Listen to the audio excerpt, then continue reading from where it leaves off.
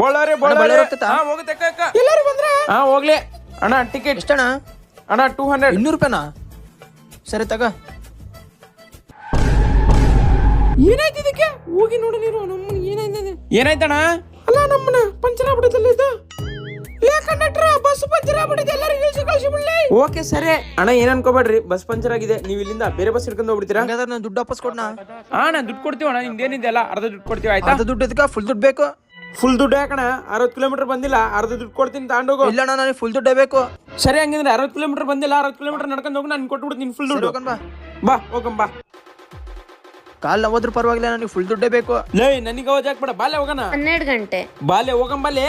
ಯಾವ್ದಾರಣ್ಣ ಇದು? ಲೇ ಅರ್ಧರಿ ಬಾಲೆ, ನಿನ್ ಗೊತ್ತಿಲ್ಲ, ಬಾಲೆ ಹೋಗಂಬಾಲೆ. ಮಧ್ಯಾಹ್ನ 3:40 ಏ ನಿನ್ನ ಮುಡಂಗಿಲ್ಲ, ದುಡ್ಡು ಬೇಕಂದ್ರೆ ಬಾಲೆ.